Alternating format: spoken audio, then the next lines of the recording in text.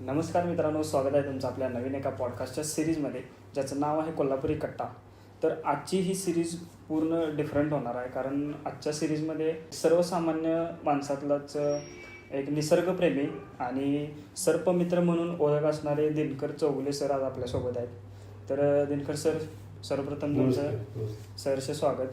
नमस्कार. एखादी आवड निर्माण होण्यासाठी काही कालावधी लागतोय, तर तो कधीपासून तुम्हाला निसर्गप्रेमी किंवा सर्पमित्र म्हणून माणसं ओळखायला लागली? ज्यावेळेला मूल जन्माला येतं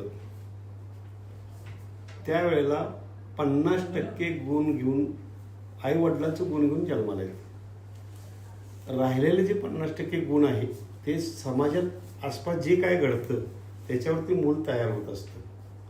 तसं मी लहानपणापासूनच शेतातच कायमचा मुक्काम. आमच्या शेताच्या आसपास एक वयस्कर व्यक्ती साप पकडत होती. कशी पकडत होती तर त्याच्या पायावरती शीर फुगलेली होती पायावरची, आणि त्याला म्हणत अरे केरबा तुझ्या पायावर नागिन आहे आणि तुला साप काय करणार नाही. लोक म्हणतात म्हणून केरबाचं मनोधैर्य झालं साप पकडायचं. तो पकडत होता म्हणजे सापाची शेपटी धरायची, साप मागच चावायला फिरायच्या अगोदर गर गर गर फिरवायचं आणि त्याला आपटायचं. ते आम्ही लहान असल्याकारणानं बघितलं, ते त्यांना आपटलं, त्या तोंडातनं रक्त यायचं आणि साप मोडून जायचं. त्यावेळेला मला कळालं की म्हातारा काहीतरी चुकीचं करतोय आणि आपल्याला व्यवस्थित साप धरता येतात का बघूया. आणि मग मी सापाच्या नादाला लागलो. पण टेक्निकली काही माहीत नाही, फक्त 32 शरणात ऐकून माहीत होतं की सापाची शेपटी धरत्यात, सापाला उलटा धरायचा आणि सापाच्या डोक्यात काठी घेऊन साप पकडायचं. एवढंच तेवढं ऐकून फक्त माहीत होतं. 32 शरण कुठं आहे पण मला माहीत नव्हतं. आणि मग मी त्या सापांच्या नादाला लागलो. त्या क्षेत्रातला गुरु कोण नसल्यामुळं मला जे आता 11 वेळा कोबरा बाईट झाला, 11 वेळा मला नाग चावला, पण नाद नाही सोडला. का नाही सोडला तर ह्याच्या पाठीमागचं कारण होतं की माझ्या समोर 2 व्यक्ती साप चावून मेल्या होत्या. आणि ते कशामुळं तर निव्वळ मंत्रतंत्रामुळं. साप चावला की आमच्या इथं मारुतीचे देऊळ आहे, त्या देवळात नेऊन साप त्या पेशंटला ठेवायचे आणि तो पेशंट विषारी साप असल्यात मरायचा, बिनविषारी असल्यात तो बरा व्हायचा. त्यावेळेला मलाही माहीत नाही नेमकं काय काय माहीत नाही. आणि मी जिथं ज्या शिवारात थांबत होतो त्या शिवारात मला रात्रीच्या वेळेला पाण्यावर शेतात पाणी पाजत असताना एक साप निघाला. मला वाटलं दोरी आहे म्हणून मी पाय घेऊन बघायला लागलो. त्यावेळेला मला काय माहित नाही साप विषारी कुठला असतो आणि बिनविषारी कुठला असतो. आणि पाय घेऊन बघत असताना त्याने चार मागे फिरून चावला. चावल्यानंतर मी दंगा चालू केला रात्री 12:30-1च्या दरम्यान. त्यावेळेला शिवारात ते लोक उठली आणि मला खांद्यावर घेतला. मी म्हटलं मला तुम्ही न्या, पण मला काय देवळात ठेवू नका, मला दवाखान्यात जायचं. आणि मग मी पोरल्यात आलो. पोरल्यात एकच गाडी होती, मोटरसायकल. त्याला उठवला, त्यानं त्या आसोरल्यात गेला, एका खांडसारीत फोन केला, मग टॅक्सी आली, टॅक्सीतनं मला कोल्हापूरला नेला. कोल्हापुरातून बरवून परत आलो. आणि योगायोगानं मी 7वी पास झाल्यानंतर केरला हायस्कूलला जायला लागलो. केरला हायस्कूलला गेल्यामुळे माझी शिवारातना बंद झालो. मग मकबूल म्हणून एक मित्र होता, किराणामालाचं दुकान होतं, त्याच्या दुकानात वरच्या बाजूला मी त्याला पोथीपोथी उतरू लागायचा, दुकानात मदत करायला लागायचा. त्यानं वरच्या बाजूला मला अभ्यास करायला जागा दिली. आणि एक दिवस राहू काशीत म्हणून एक जण आला आणि त्या मकबूलला उठवलं की मला नारळ बिरळ काय काय पाहिजे. रात्री 1:30 वाजता. आता मकबूलला उठवत असताना मी पण उठलो, जागा झालो. आणि मी विचारलं राहू दादा कशाला काय काय पाहिजे तुला. तर तू नारळ ती पाहिजेत कशासाठी, आता कशासाठी न्यायला लागलाय. तर त्यानं मला खोटं सांगितलं. मला म्हटलं मी नरसोबाची वाडीला निघालोय आणि तिथं दुकानं उघडी नसतात म्हणून मी इथं मक्कोजातनं सगळं न्यायला लागलोय. ठीक आहे म्हटलं. आणि परत आम्ही झोपलो. सकाळी मी उठलो, दुकानच्या गॅलरीत गेलो आणि चौकात लोक का जमल्यात म्हणून मी तिथं पळत गेलो, डोळत चोळत. आणि तिथं जाऊन बघतोय तर ज्या व्यक्तीनं मला उचलून आणला होता आणि दवाखान्यात नेला होता त्याच व्यक्तीला मण्यार नावाचा जात साप चावला होता. आणि मी म्हणलं राहू तू रात्री कुठं का मला सांगितलं तर तू देवळातनं बाहेर काढशील म्हणून. कारण इतका पगाडा त्या लोकांच्यावर होता. म्हणलं राहू दादा तुमचा आता वेळ, उपचार करायची वेळ संपलेली आहे, कारण याच्या तोंडाला फेस आलेला आहे. तरी पण त्यांनी कोल्हापुरात न्यायचा प्रयत्न केला आणि 1-2 तासात त्याचं प्रेत परत आलं. आणि त्या प्रेताजवळ उभा राहून मी त्याच दिवशी ठरवलं की ह्या जगातले माणसंही मरू देणार नाहीत माझ्या समोरची आणि सापही मरू देणार नाही. आणि त्या दिवशी मी ते ठरवलं आणि त्या दिवसापासून मी त्या सापांच्या पाठीमागे लागलो. त्यानंतर तुम्ही निसर्गाच्या सानिध्यात कधीपासून गेलात? नाही, लहानपणापासून शेतातच होतो ना, त्यामुळे निसर्ग काय ते जवळ मी बघित होतो. पण ॲक्च्युली त्याच्यानंतर मी त्या सापांच्या जवळ गेलो, सापांचा संग्रह करायला लागलो. आसपासचे लोक आमच्या गावात बघायला लागले. आमच्या गावात गुढीपाडव्याला यात्रा असते. त्या यात्रेत मी असा चौक करायचा सापांचा आणि त्यात आत बसायचं. 50 पैसे रुपये तिकीट लावायला लागलो. त्यात मला पैसे मिळायला लागले. लोकांचं प्रबोधन व्हायला लागलं, मला 4 पैसे मिळायला लागले. म्हणून मी त्या सापातनी वाहून घेतलं आणि ते घेतल्यानंतर ते हळूहळू सारखं पेपरला यायला लागलं 80-81च्या दरम्यान. आणि गाडगीळ म्हणून एक DF होते जिल्ह्याचे मुख्य साहेब वन खात्याचे, त्यांच्या कानावर ही बातमी गेली की अरे पोर्लं गाव आहे, त्या पोर्ले गावात एक पोरगा असा आहे की ते सापांच्या बरोबर खेळतंय आणि आपल्या डिपार्टमेंटचं काम आहे की प्रत्येक जीव जगला पाहिजे. आणि त्यांनी काय केलं की एका फॉरेस्टरच्या तर्फे मला 2 निरोप पाठवून दिले की साहेबांनी बोलले तुला म्हणून. मला वाटतं साहेब माझ्यावर काहीतरी कारवाई करणार, मी गेलोच नाही. ते गाडगीळ साहेब स्वतः 4 व्हीलर गाडी घेऊन पोर्ल्यात आलेत आणि पोर्ल्यात चौकात त्यांनी विचारलं की ह्या नावाची व्यक्ती साप धरणारी कुठे आहे. आणि मग त्या लोकांनी सांगितलं की इथून वरती जावा, तिथं त्याचा सापाचा संग्रह आहे. आणि ते DF माझ्या त्या सापाच्या संग्रहालयात आलेत, असंच कॉट ठेवला होता आणि मला म्हणलं तुझे साप कुठं आहेत. त्या कॉटवरती बसलेत, खाली चादर सोडले म्हणजे साहेब तिथं खाली आहेत. इकडे तिकडे सगळे साप काढले, त्याच्याने दाखवायला लागलो. आणि तिने उलटं सुलटं प्रश्न विचारायचा प्रयत्न केला. आणि मग त्या गाडगीळ साहेबांच्या लक्षात आलं खरोखर ह्याला जर आपण सरकारी नोकरी दिली वन खात्याची तर इकडे माणसंही वाचणार आहेत आणि सापही वाचणार आहेत. आणि तिने मला नोकरी दिली. 1980ला मी फॉरेस्टला नोकरीला गेलो. इंडिया सोडून पण बाहेरच्या देशामध्ये गेला, तर तिथला अनुभव कसा आहे तुमच्यासाठी? काय गेल्या वर्षी मी परदेशात एका गेलो होतो, तर तिथं राजा आहे भूटानमध्ये. आणि त्या राजानं आम्हाला इन्व्हाइट केलं, आम्ही बघायला गेलो. तिथं त्या देशाचं एक सगळ्यात भारी वाटतं की आत गेल्यावर तुम्हाला 1800 रुपये रोजचा टॅक्स आहे, पर्यावरण टॅक्स. तुम्ही कुठल्याही झाडाला हात लावायचं नाही, कुणाची हत्या करायची नाही. तो देश जरी आठवला तरी मनाला समाधान वाटतंय. आणि मग तिथं गेल्यानंतर त्या राजाला एक मी सांगितलं, आम्ही ज्या रेस्ट हाऊसमध्ये थांबलो होतो तिथं, साहेब म्हणलं तुम्हाला थोडीशी झुळूक दाखवतो. म्हटलं फक्त तुम्ही चिडायचं नाही, तुम्ही चिडायचं नाही, मी तुम्हाला फक्त चुका दाखवणार. ते म्हणजे तुम्हाला चुका दाखवायसाठीच इथं आम्ही इन्व्हाइट केलं आहे, त्याच्याबद्दल तुम्ही डायरेक्ट बोला म्हणजे काय बोलायचं. आणि मी हळूहळू संध्याकाळी 7:30च्या दरम्यान राजाला घेऊन त्या रेस्ट हाऊसच्या एका कोपऱ्यात गेलो. तिथं त्यांचं आउटलेटचं पाणी बाहेर पडत होतं. तिथं म्हणलं साहेब ही झाड कशाचं आहे त्या लोकांनी विचारा. तिथले लोक कोण काय बोलणार. तर ते म्हणलं कशाचं झाड आहे, हे गांजाचं झाड आहे म्हटलं. ते म्हणलं तुम्ही कसं ओळखलं, ही जी फुलं आहेत ना ही फुलं फुलायला लागले आणि त्याचा जसं जसं अंधार पडला तसं वास यायला चालू होते म्हणून मी ओळखतो. दुसऱ्या दिवशी ते राजे घेऊन आम्हाला जंगलात गेले. जंगलात गेल्यानंतर झाडं कशी बोलतात, पशुपक्षी कसे बोलतात हे राजांना दाखवायचे तुम्हाला. राजानं म्हटलं एक हात पाठीमागे बांधा. आता भूटान आणि आपल्या देशमध्ये काहीच फरक नाही, आपल्यातलाच तो एक भाग आहे. आणि त्यांना एक हात मागे बांधायला लावला आणि एका बोराच्या झाडाच्या समोर उभा केला. म्हणलं साहेब तुमच्यावरती झाड बोलतंय आता, तर ते कसं काय बघा तुम्ही, ते झाडाकडे एकसारखं बघा तुम्ही. तर तिने बघायला चालू केलं. म्हणलं त्या झाड अर्ध्यापासून खाली त्याचं काटं बघा सरळ आहे, ते टोचतंय. आणि अर्ध्यापासून वरती जिथं त्याचे लहान लहान बाळं तयार झालेले आहेत, म्हणजे फळं, ती फळं बरोबर पानाच्या आकाराची आहेत. मग ती तुम्हाला काय म्हणते, माझं बाळ आहे, लहान आहे, तुम्ही माझ्या बाळाकडे बघू पण नका. त्यातून तुम्ही ते घेतलं सा तर तुम्हाला पचणार नाही, माझं बी रुजणार नाही पिकल्याशिवाय, म्हणून ते लपवून ठेवले. त्यातून तुम्ही ज्या हात घालताय, आता एक हात मी राजांना पाठीमागे बांधायला लावला. मी सांगितलंय दुसऱ्या एकाच हाताने ते तुम्ही कच्चं फळ तोडायचं आणि तुम्ही त्यातनं हात बाहेर काढून दाखवायचं. नाही काढू शकलेत. ज्यावेळेस कच्चं फळ तोडायला गेले त्यावेळेस बरोबर 4 साईडनं काटत त्यांच्या कातडीतनं लॉक झालं. दुसऱ्याने हात लावल्याशिवाय त्या झाडानं सोडलं नाही. म्हणजे साहेब झाड चावतंय की नाही चावतंय मला जरा सांग. आणि काय चावलं तर माझं बाळ आहे, लहान आहे, मी घेऊ नका, तुम्हाला पचणार नाही, माझं बी रुजणार नाही. यानंतर राजानं सांगितलं वरच्या बाजूला बघा, एक पिकलेलं फळ तुम्हाला दिसतंय का बघा. तर हो दिसतंय की त्याचा भगवा कलर आहे. आता ते झाड तुम्हाला सांगतंय अरे इकडं बघ, इकडं बघ, माझं फळ आता पिकलंय, त्याचा गर तुम्ही खाल्ला तर माझं बी रुजणार आहे, नाहीतर नाही खाल्ला तर माझं बी कुजणार आहे. म्हणून आंब्याचा सुद्धा कलर ज्यावेळेला बदलतोय ना, तो जर तुम्ही आंबा नाही खाल्ला तर ती कोई कुजती, म्हणजे खाणारे सुद्धा काही पशुपक्षी पाहिजेत आणि त्यांचं लक्ष अट्रॅक्टिव्ह करायसाठी तू कलर चेंज करत असते झाड. बरोबर. आणि हे सगळं झालं एवढ्यात राजाच्या त्या पायावर मुंगळ्या चढल्यावरती राजाने सहज हात फिरवला आणि त्या मुंगळीवरून बाजूला गेले. त्याची माहित नाही मी काय केलं ते.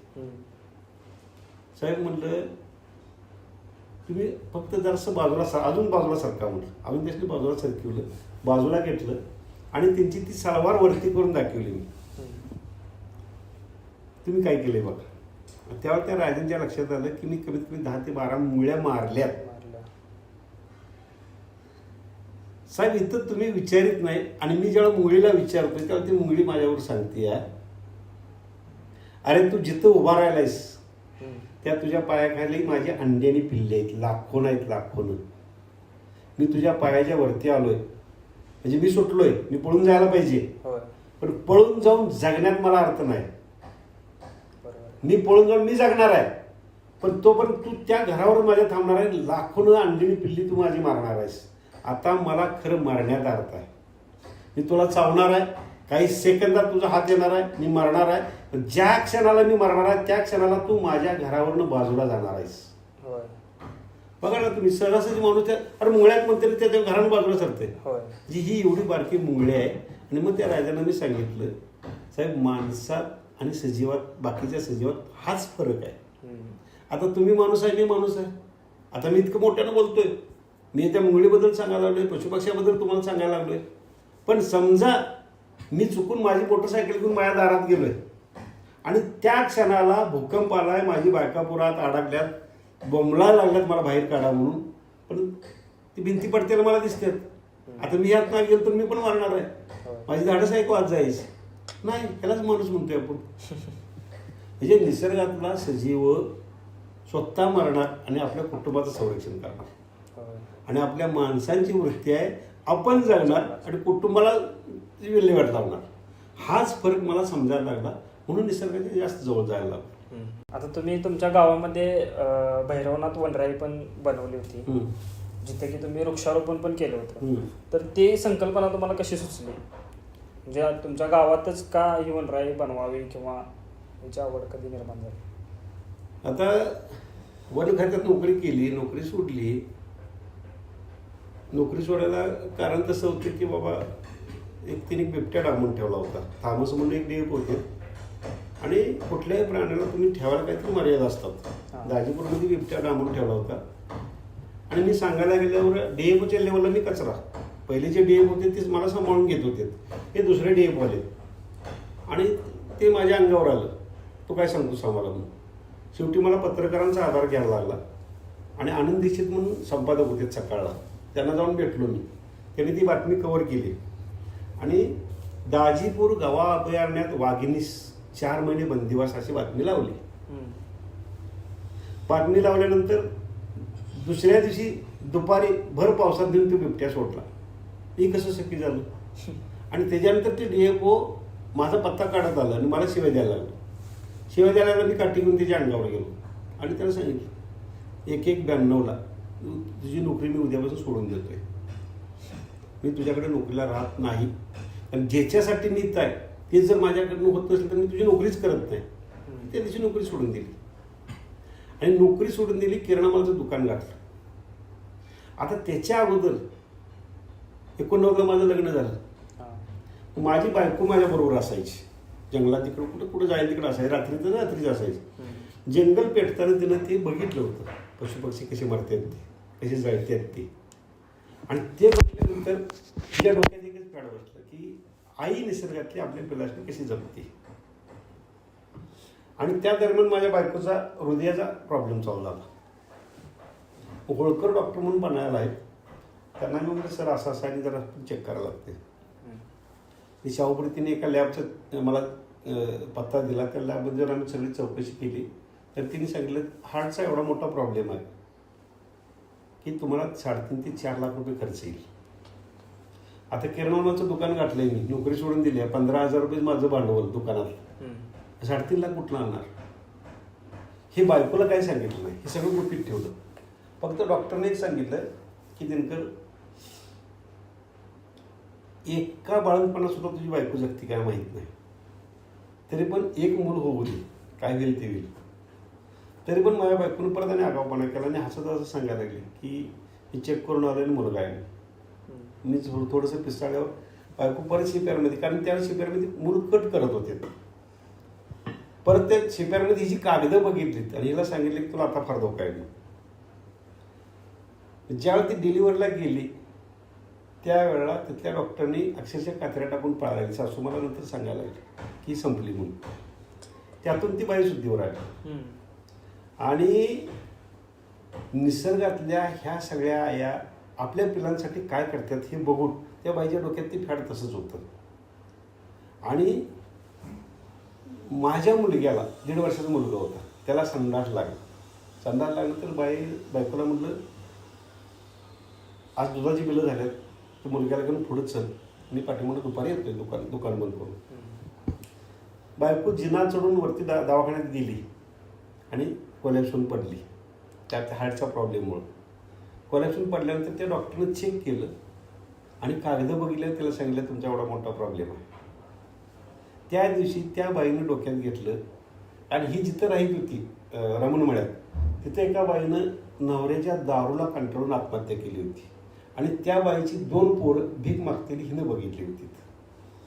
ही 2 पोरं भीक मागतेली अधिक निसर्गातली आई पिलांसाठी कशी जगती हे सगळ्या या बाईच्या डोक्यावर फॅड बसलं.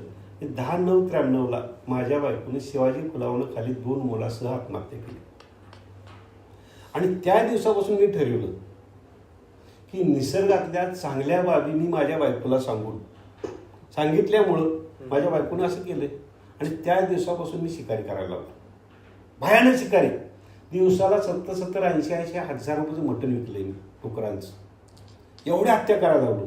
आणि त्या हत्या करीत असताना ती जी सावज आहे तिनं मला शिकवलं की ते चुकीचं करायला लागलं. कसं शिकवलं? आमच्या इथं आराम चोपडे म्हणून आहे टेलर, तो एक दिवस माझ्याबरोबर आला. बॉम्ब घालायचा आम्ही डुकराचं. मग आराम माझ्याबरोबर, ते पोरांची अशी पाळी असायची, कोणी माझ्याबरोबर जायचं. रात्रीचं बॉम्ब घालायचं, ते सकाळी जाऊन बॉम्ब काढायचं, ते प्रेत घेऊन यायचं, कट करायचं आणि विकायचं. मग आदाम मग घराकडे आला. आमचं घर सोडून वरती गेल्यावर मी 2 किलोमीटर मी अगोदर सांगितलं आदामला, म्हणलं आदाम बहुतेक डुकार मेले आणि पोरांनी सांगितलं बहुतेक डुकराला पाय बांधून खाली आणायला पाहिजे म्हणून. नाही मला आपण जाऊन बघूया अगोदर. आदामला घेऊन जागेवर त्या स्पॉटला गेलो आणि चिर आवाज यायला लागला. मग आदामच्या हातात भाला होता, त्याला म्हणलं आदाम भाला इकडा, तू इथंच थांब, कारण ती जर अंगावर नंतर दोघं पण जखमी व्हायला नको. कमरे एवढं मोठं गवत आलं होतं. आणि लपत गेलो आणि त्या स्पॉटला बघतोय तर आई मेली होती आणि आईच्या प्रेताजवळ 6 पिल्ली होती. परत माझ्यातला क्रूरपणा काय मेला नाही, तसा जिवंत राहिला, तरी पण शिकारी करायला लागलो. आणि 14 ऑगस्ट 2006 पोरं म्हणली निंदा उद्या 15 ऑगस्ट आणि मटणाचं काहीतरी पाहिजे. 10-15 पोरं घरात जमले. फॉरेस्ट डिपार्टमेंट तरी मला काही करतेच नव्हतं, आणि ह्याला काय करावं तर ह्याला फॉरेस्ट डिपार्टमेंट माहिती आहे आपल्यावर काहीतरी कारवाई करेल. म्हणजे त्यावेळेस दिनकर चौले चांगला होता, शिकारी करत होता, लाकडं चोरत होता, सगळं करीत होता. पण ते किती क्रूर आहे मला नंतर समजायला लागलं. त्या 14 ऑगस्ट 2006 पोरा निघून संध्याकाळी 8:30 वाजता माझं घर सोडलं. बंदूक घेतली, वरती गेलोय आणि एका डाव्यातनं क्रॉस करून पलीकडे गेलोय. आमच्यातला एक जण पाठीमागं चालत यायला लागलाय आणि त्यानं आम्हाला सीट मारली. बोललं की ती लांडोरी एका झाडावर होती, बोललं की ती लांडोरी उडून जाणार. सीट मारल्यानंतर आम्ही परत पाठीमागं आलो आणि त्यानं खुणवून दाखवलं, न बॅटरी मारता अंधारात इथं लांडोरी बसली आहे म्हणून. लांडोरीचा झोपका असं त्या झाडात दिसत होता, ती हालचाल तिची दिसत होती. मी विचार करायला लागलोय एवढ्या सगळ्या हालचालीतनं हिनं उडायला पाहिजे, का उडली नाही? एवढ्या ज्याच्या हातात बंदूक आहे त्यानं फायर केला, त्या लांडोरीला खाली पाडली आणि बघतोय तर दोन्ही पंखात 2 पिल्ली होती. मी उठलो तर माझ्या पिल्लांचं काय होणार? मग त्या आईनं केली ती आत्महत्या होती. ते माझं शेवटचं मांस खाणं. त्याच दिवशी एकसारखं मी तिकडे बघित उभा राहिलो. ती लांडोरी म्हणजे माझी बायको, ती 2 पिल्ली म्हणजे माझी मुलं. मी इथून पुढं कुणाची हत्या करणार नाही. त्या दिवसापासून माझी सगळी व्यसनं बंद केलीत आणि दिवसाला 250 ते 300 रुपयाच्या पिगम्या चालू केल्या. आणि त्याचं 23 जुलै 2013ला मी पहिलं झाड लावलं. माझ्या गावाच्या शेजारी मला जंगल करायचं आहे, पण जमीन आपली नाही. फॉरेस्टला जाऊन विचारलं, म्हणलं जमीन तुमची आहे, झाडं लावायला काय अधिकार आहे? तर लावा म्हटले तिने, तुम्ही सांगले लावा म्हणून. ही माझी जिद्द काय होती की त्या सगळ्या पशु पक्ष्यांनी आमच्यात यायला पाहिजे. बरोबर. आणि आताची परिस्थिती चांगली होती, चांगली व्यवस्थित जर झालं तर रोज एक दोन सहली पोरल्यात येत होत्या. म्हणजे जसं राळेगण सिद्धी आहे, जसं ते अण्णा हजारेचं गाव आहे, तसं आमचं गाव एक नाही फेमस व्हावं. त्याला कारण काय तर फक्त माझी बायकोनी पोर. पण हे आमच्या गावच्या लोकांना बघावलं नाही. कारण माझी जनावरं कुठं चरायची, माझी बकरी कुठं चरायची, आणि ही लोक तक्रार करायला लागले. फक्त दिनकर चौधरीची 4 मतं आहेत, धनगर लोकांची किंवा जनावर चालणाऱ्यांची 400 मतं आहेत. त्यामुळे त्यांची बाजू घेतली आणि तिने माझ्यावर तक्रार केली. 353चा गुन्हा दाखल सध्या डिस्ट्रिक्ट कोर्टात चालू आहे. हे दुर्दैव आहे की चांगलं काम करणाऱ्याला शत्रू भरपूर उभा राहतात.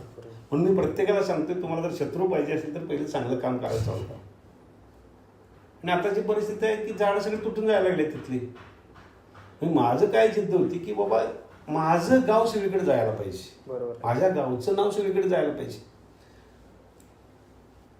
तुला सांगतो, एक व्यक्ती आली संध्याकाळी 4च्या दरम्यान, ऑडी गाडी आहे, नवरा बायको 2 जण आले. टाइम्स ऑफ इंडियाला पहिल्या पानावर माझी मुलाखत आली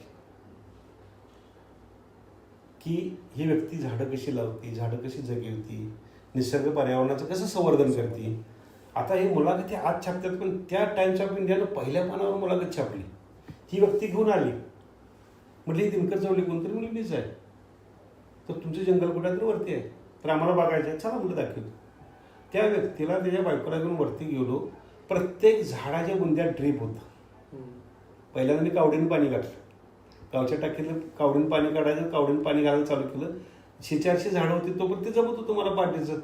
पण जसं जसं मी विस्तार वाढवायला लागलो, माझं झाडं, फॉरेस्ट डिपार्टमेंटची लावलेली झाडं, त्या सगळ्यांना पाणी फिरवायला लावली होती. मोटर आणलं, मोटर आणून जसं जसं माझ्याकडे पैसे साठतील तसं तसं मोटर आणलं, ड्रीप केलं. ग्रामपंचायतनं पाणी दिलं होतं, ग्रामपंचायतनं पाणी दिलं होतं आणि ते सगळं व्यवस्थित जगायला लागलं होतं. हे सगळं व्यवस्थित करताना ती घरात आलो, त्या व्यक्तीनं चहा घेतला. त्या जंगलाला लागूनच माझं घर आहे. आणि काय न सांगता चेकबुक काढलं आणि 28 लाखाचा चेक दिला होता की माझ्या नावचं इथे काहीतरी करा. साहेब म्हटलं दिनकर चौधरी स्वार्थासाठी ह्यात काही चाललेलं नाही, फक्त माझ्या बायका पोरांची आठवण आहे आणि निसर्ग आणि पर्यावरणाचं संवर्धन व्हायला पाहिजे. प्रत्येक माणसाबद्दल प्रत्येक जीव जगला पाहिजे यासाठी दिनकर चौधरी काम करतोय. सो कष्टानं सो खर्चानं चालले. तुमचं काही मी पैसे शो करणार नाही. त्या व्यक्तीनं हाय तसा चेक ठेवला आणि कर्नाटकात मला पत्ता सांगितला की माझं नाव कुणालाही सांगू नका. आणि त्या व्यक्तीला कर्नाटकात भेटायला गेलो. 8 ते 10 एकरात त्यानं आपल्या भारतीय झाडं लावल्यात आणि भारतीय झाडं लावून झोपडी आहे गवताची. त्या गवताच्या झोपडीत नवरा बायको 2 जण राहायला आहेत.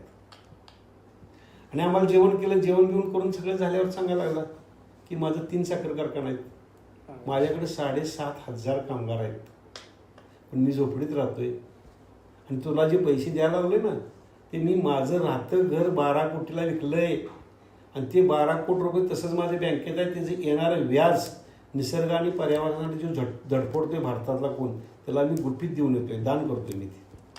आणि मग मी ते पैसे स्वीकारले. मी सांगितलं साहेबा मी ते करायला लागलोय, मला ते इतकं मोठं करायचं आहे की माझं नाव सुद्धा तुम्ही काहीच घ्यायची गरज नाही, फक्त पोरलं एवढंच समजू ते लोकांनी. जिल्ह्याच्या बाहेरनं येणारी सहल पोरल्यात मुक्कामला यायला पाहिजे आणि ते फुकट राहायला द्यायचं. त्यानं स्वीकारलं ते आणि त्यानं 65 लाखाची एस्टिमेट तयार केली की मुलं एकीकडे राहायला पाहिजेत, मुलं एकीकडे राहायला पाहिजेत. वरच्या बद्दल सगळं पाण्याबिण्याची सगळी स्कीम सगळं व्यवस्थित केलं प्लॅनिंग. आणि तो वन खात्याची परमिशन घेऊन वन खात्या नावावर बांधायला पाहिजे ना सगळं, ते करणार होता. एवढ्या तिने हे सगळं मतासाठी माझ्यावर 353 गुन्हा दाखल केला. ते माणूस डिस्टर्ब झाला, नाही मला तुमच्या गावात यायचंच नाही.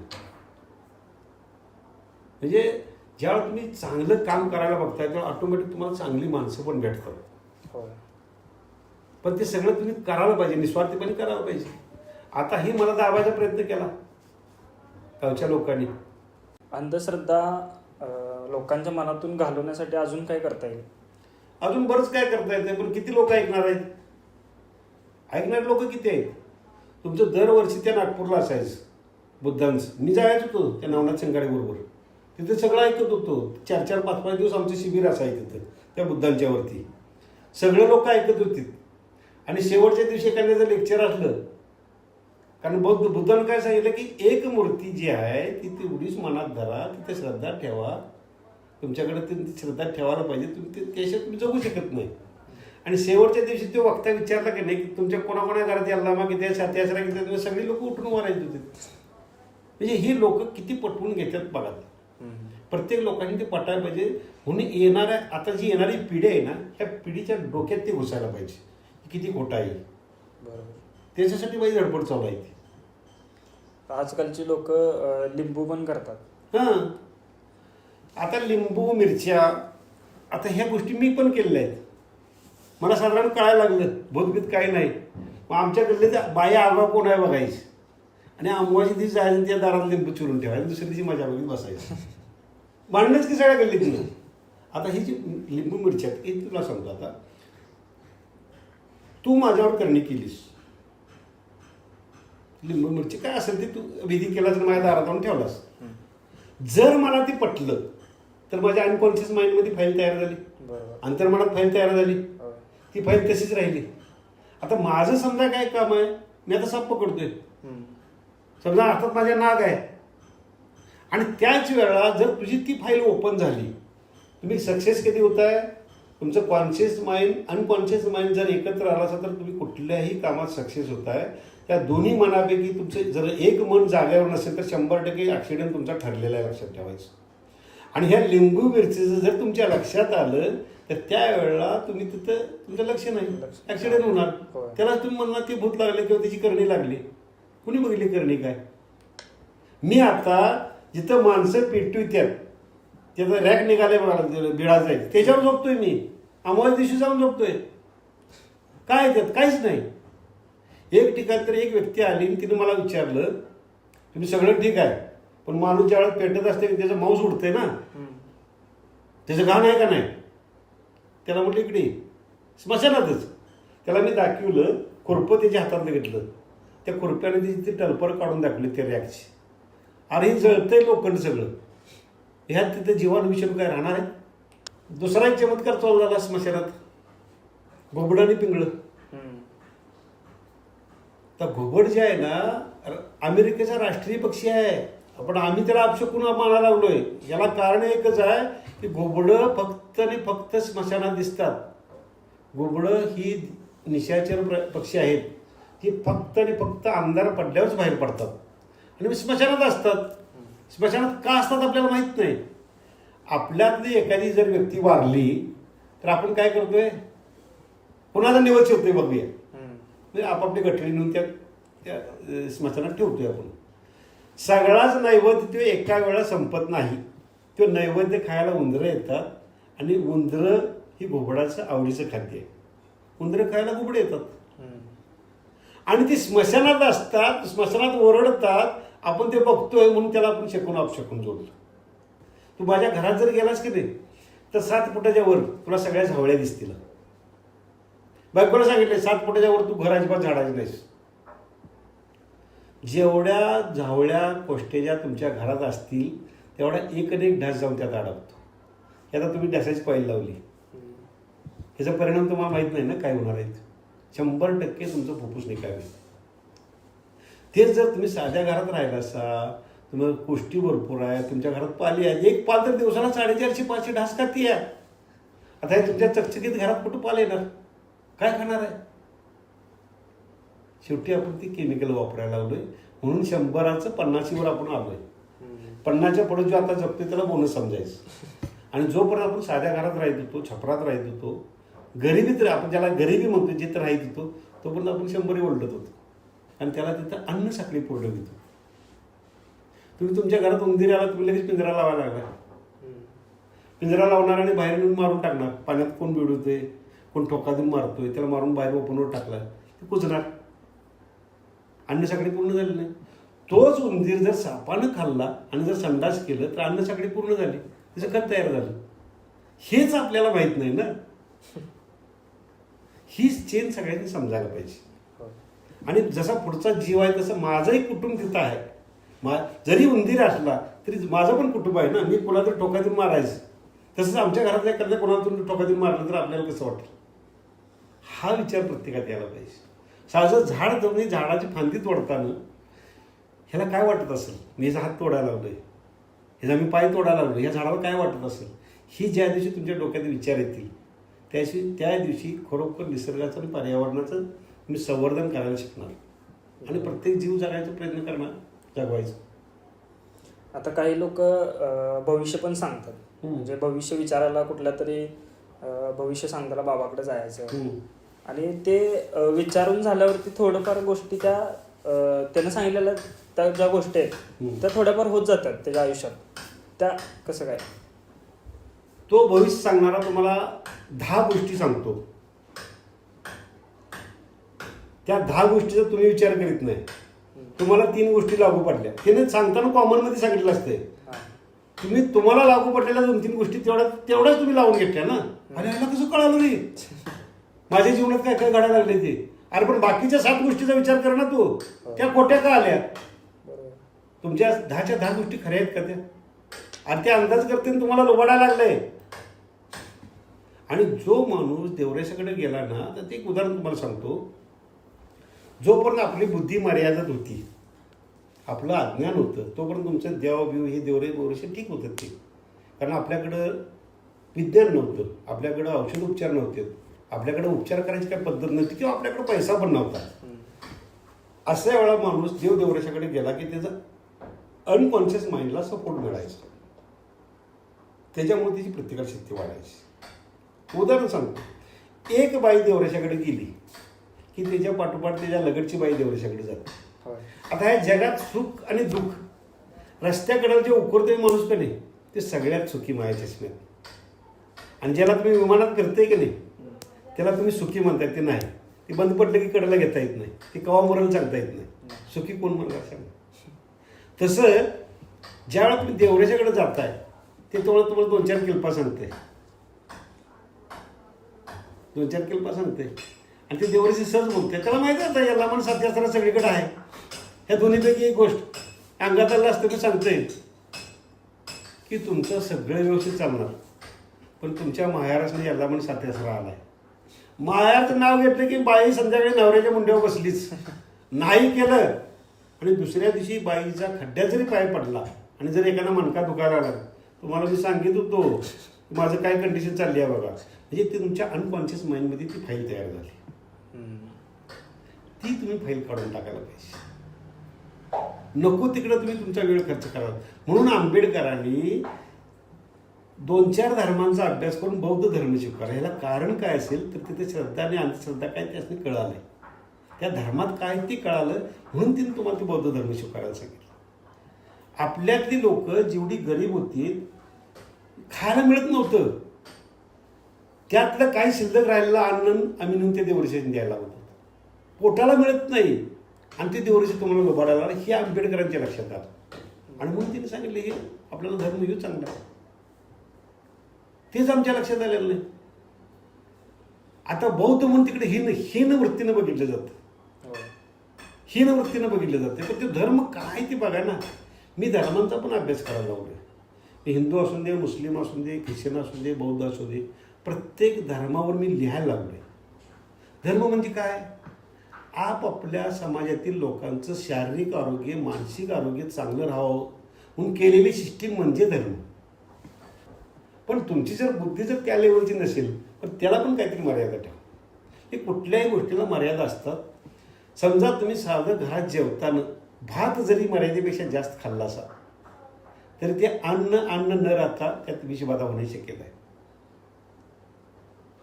त्या मर्यादा आपल्याला समजायला पाहिजे. बरोबर. त्या मर्यादा आपण जर प्रत्येकाला समजल्या तर खरोखर निसर्ग आणि पर्यावरण राहणार आहे. पण लोक नाही, मला कळ म्हणतात ती स्मशानात जाऊन झोपतंय, ते आग्यामो धरतंय, ते कुठं ते नागच धरतोय, कुठं वाघच धरतोय. अरे पण का धरतोय ते बघा ना. त्याच्या पाठी मग काय कारण आहे? आपण सगळे राहिलो तर राहणार हेच माहीत नाही ना आपल्याला. ते आपण सगळी व्यवस्थित राहिलो तरच राहणार आहे. बरोबर. आता आईन्स्टाईनने काय सांगितलंय, ज्या दिवशी मधमाशी ह्या निसर्गातनं गायब होईल त्याच्यानंतर बरोबर 10 ते 15 वर्षानंतर मानवजात नामशेष होणार आहे. का सांगितलं असं? आपल्यातलं एखादं जर मूल आंधळं पांगळं जर असेल आणि जर आपण डॉक्टरांच्याकडे घेऊन गेलो तर डॉक्टर तुम्हाला सरळ विचारतात, तुमच्यात लग्न झालं का?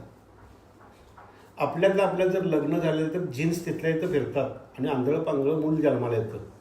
आता एका झाडावर स्त्री बीज पुबीज दोन्ही पण आहेत, वाऱ्यानं हलून संयोग होतं, पण सगळं पीक तुम्हाला हाताला लागणार नाही. आता जे झाड आहे ज्याच्यावर झाड फुलतं त्याच्यावर जे वेगवेगळे कलर दिलेत ना फुलांना, हे तुमच्या आमच्यासाठी नाही दिलेले. फक्त जे मधमाशीसारखे जे कीटक आहेत तिने माझ्याकडे यावं आणि ह्यातला मकरंद घ्यावा. आणि मकरंद त्याला घेताना झाडाचा स्वार्थ काय की ज्यावेळेला तू माझ्यातला मकरंद घेणार आहेस त्याच वेळा माझं पराग तुझ्या पायाला लागणार आहे. आणि तू ज्यावेळेला ह्या झाडावरनं त्या झाडावर जाणार आहेस त्यावेळेला तुझ्या पायातलं पराग त्या झाडाच्या फुलात पराग जाणार आहे. त्याला आपण परपरागी भवन म्हणायला लागलो. तिथं तुमचं पीक चांगलं येणार आहे, तिथं फळं तुमची चांगली येणार आहे, निकृष्ट येणार आहेत, सदृढ येणार आहेत फळं. हेच माहित नाही ना आपल्याला. आपण मधमाशीमध्ये जाळायला लागलोय, मारायला लागलोय. हे प्रत्येक जीव जे आहे आपल्या निसर्गातला सगळा एकमेकावर अवलंबून आहे. तिने त्याला खायला पाहिजे, तिने त्याला खायला पाहिजे, चालायलाच पाहिजे. फक्त दुर्दैव एकच आहे की माणसांना खाणारा कुठला प्राणी मिळणार आहे. हे सगळ्या मर्यादित राहिले असते लोकसंख्या. जरा काय झालं की आता पेपरला लगेच बातम्या येतं, इथं बिबट्या दिसाला, अरे तिथं मगर दिसाली. आता मगर अरे त्या नदीच्या कडेला दिसायचं तर मगर चौकात दिसेल तुला. तिथं ते खायला मग तिथं तू जाणारच आहे ना. आणि सगळे जे प्राणी जे आपल्या खाली माणसात जे यायला लागलेत ना त्याला फक्त आणि फक्त वन खातं कारणीभूत आहे. ग्लेडिसिडिया, कॅशिया, आकिशा, निर्गिले, अष्टून बाबळ सगळ्या परदेशी झाडं आपण आणून लावलीत. का लावलीत? ही जी परदेशी झाडं आहेत लावल्याबरोबर जगतात आणि जगल्यावर हिरवळ दिसते सगळीकडून. आणि ह्याचे पैसे खायला मोकळी, सगळं पैसे पाचवायला मोकळी. तिथं जर तुम्ही त्या परदेशी झाडाच्या खाली जर गेला ना एक किडा मुंगी किंवा एक पक्ष्याचं तुम्ही घर दाखवायचं मला त्या परदेशी झाडावर. म्हणजे त्या पशु पक्ष्यांना बारीक कीटकांना सुद्धा माहित आहे की आमचं झाड नाही. याचा अर्थात काहीतरी विचार घटक आहे का नाही. आणि मग तिथं समजा आता पानाळ्याच्या तटावर तुम्ही अष्टून बाबळ लावली, माकडं वांढरं तिथं थांबतील. ते आले खाली शिवारात, त्या पटपट बिबट्या आला खाली. आज कोल्हापूरपर्यंत बिबट्या यायला लागलाय. काय येऊन त्यानं? कारण ज्याला तिथं खायला मिळते तिकडे तो जाणारच आहे. ही आपली चूक आहे. हे आपला निसर्ग काय आणि कसं जपायचं ते आपल्याला समजायला पाहिजे. म्हणजे आमच्यासारखं बोलायला लागल्यावर ती फटकळ आहे म्हणतात मला, ती बाद आहे म्हणतात, आमच्या खात्याचं काहीतरी उकरून काढतोय. हे दुर्दैव आहे आपल्या लोकशाहीचं. अजून पर्यावरण सुरक्षित ठेवण्यासाठी कोणत्या कोणत्या बाबी आपल्याला कराव्या लागतील? पर्यावरण सुरक्षित ठेवायला जशी शिवसेना आहे, जशी भीमसेना आहे, तशी वनसेना निघायला पाहिजे. आणि त्या वनसेनेत आपण अट्टी घालायला पाहिजेत. ज्याच्या अंगात हिंमत आहे, ग्रामपंचायतीनं झाडं लावल्यात किती, जगल्यात किती बघायची. ज्याच्या अंगात हिंमत आहे, माझ्या पोरल्या आपल्या गावच्या एरियात फॉरेस्ट डिपार्टमेंटनं झाडं लावल्यात किती, जगल्यात किती, रेकॉर्ड घ्यायचं, लेखी रेकॉर्ड घ्यायचा आहे आणि त्यांना जाब विचारायचा आहे. ज्याच्या अंगात हिंमत आहे, रात्री 12 वाजता जंगल पेटलंय आणि विजवायची आईच ताकद आहे, तिनं आमच्या त्या वनसेनेत यायचं आहे. आणि असे आपण वन वाचवायला पाहिजेत, तरच आपण वाचणार आहे. कारण आता माझं पासष्ट चालू आहे, मी निघालोय, मला काय अडचण नाही. पुढची पिढी जर जगवायची झाली तर प्रत्येक जीव जगला पाहिजे, तर पुढची पिढी जगणार आहे. चल, बराच वेळ आपण डिस्कशन चालू आहे, वेळाभावी आपण थांबूया इथंच. तुम्ही आपल्या कोल्हापुरी कट्ट्यावरती आल्याबद्दल तुमचं आभारी आहे. आणि हा एक्सपिरियन्स तुम्हाला कसा वाटला इथं आल्यावर? नाही, बरं वाटलं की जरा काहीतरी आहे, जरा तरुण आहेस आणि तुमच्या वयाचीच आमच्याकडे पाहिजे. अगदीच वयस्कर सांगायला पोरांनी पटत पण नाही.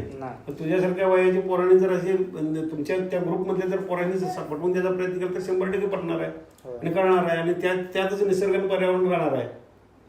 अहो, दारात पपईचं झाड लावलं की अपशकुनाने झाडं तोडणारी लोक आहेत आपले. ही सगळीकडे जायला पाहिजे नाही, असं काहीतरी वेगळा किल्पा केला लोकांच्यापर्यंत द्या.